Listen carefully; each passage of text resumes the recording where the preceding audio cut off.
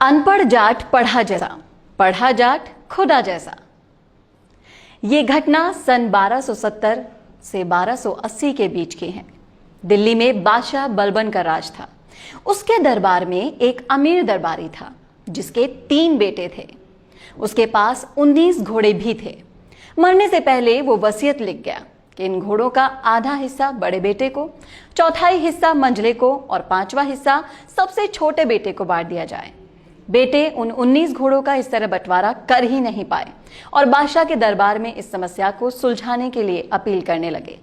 बादशाह ने अपने सभी दरबारियों से सलाह ली, पर उनमें से कोई भी इसे हल नहीं कर सका। उस समय प्रसिद्ध कवि अमीर खुसरो बादशाह का दरबारी कवि थे। उसने जाटों की भाषा को समझाने के लिए एक पुस्तक भी बादशाह के कहने पर लिखी थी, जिसका नाम खलिक बारी था। खुसरो ने कहा कि मैंने जाटों के इलाके में खूब घूम कर देखा है और पंचायती फैसले भी सुने हैं, और सर्वखा पंचायत का भी कोई पंच ही इसको हल कर सकता है। नवाब के लोगों ने इनकार किया कि यह फैसला तो हो ही नहीं सकता, लेकिन कवि अमीर खुसरो के कहने पर बादशाह बलबन ने सर्वखा पंचायत में अपने एक खास आदमी को चिट्ठी देकर सोरम गांव भेज दिया। इसी गांव में शुरू से सर्वखा पंचायत का मुख्यालय चला आ रहा है और आज भी मौजूद है। ये चिट्ठी पाकर पंचायत ने प्रधान पंच चौधरी राम सहाय को दिल्ली भेजने का फैसला किया। चौधरी साहब अपने घोड़े पर सवार होकर बादशाह के दरबार में दिल्ली पहुंच गए और बादशाह ने अपने ही सारे दरबारी बाहर के मैदान में इकट्ठे कर लिए।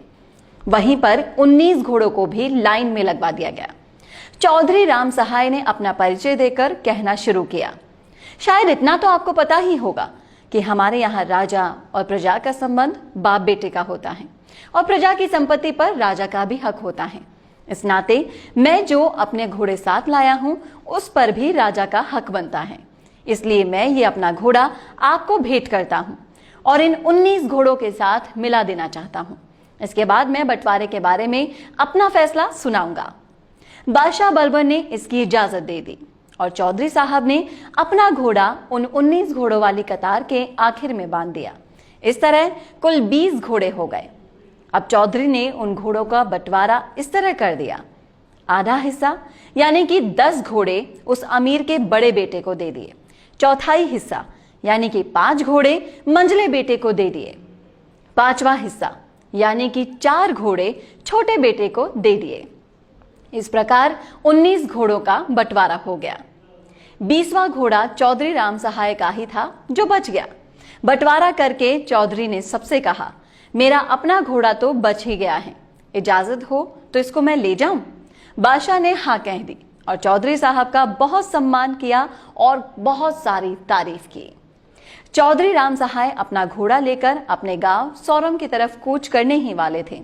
तभी वहां पर मौजूद कई हजार दर्शक इस पंच के फैसले से गदगद होकर नाचने लगे और कवि अमीर खुसरो ने जोर से कहा, अनपढ़ जाट पढ़ा जैसा, पढ़ा जाट खुदा जैसा। सारी भीड़ इसी कहावत को दोहराने लगी। तभी से यह कहावत हरियाणा, पंजाब, राजस्थान और उत्तर प्रदेश और दूसरी जगहों पर फैल गई। यहाँ ये बताना भी जरूरी है कि 19 घोड़ों के बंटवारे के समय विदेशी यात्री और इतिहासकार इब्न बतूत भी वहीं दिल्ली दरबार में मौजूद थे और ये वृतांत सर्वखा पंचायत के अभिलेखागार में भी मौजूद हैं। तो दोस्तों, ये है जाटों का इतिहास। कैसा लगा आपको हमें कमेंट बॉक्स में कमेंट करके जरूर बताएं। आज हमने कोर्स किया और कल हम उसको भूल जाते हैं, फिर कंपनी में अप्लाई करते हैं तो कंपनी हमें वापस से ट्रेनिंग देती है। आप जानते हैं ये सब कुछ क्यों होता है? क्योंकि आप जो सीखते हैं उसे उसी वक्त इम्प्लीमेंट नहीं करते। इसी वजह से मिशी media solutions digital video production में लेकर आए हैं on the job training course, जहां पर सीनियर प्रोफेशनल्स के साथ लाइव प्रोजेक्ट में आप डिजिटल मार्केटिंग और डिजिटल वीडियो प्रोडक्शंस को सीखेंगे और आपकी परफॉर्मेंस पर यही आपका रिक्रूटमेंट भी हो जाएगा। अब जब सब कुछ ऑनलाइन हो रहा है तो जाहिर सी बात है ऑनलाइन वीडियोस की डिमांड भी लगातार बढ़ रही है और इस इमर्जिंग मार्केट में आपका स्वागत करने के लिए तैयार है मिशी मीडिया सॉल्यूशंस। ज्यादा जानकारी के लिए कॉल करें 9549770549 या फिर आप हमें मेल भी कर सकते हैं mishimedia solutions@gmail.com।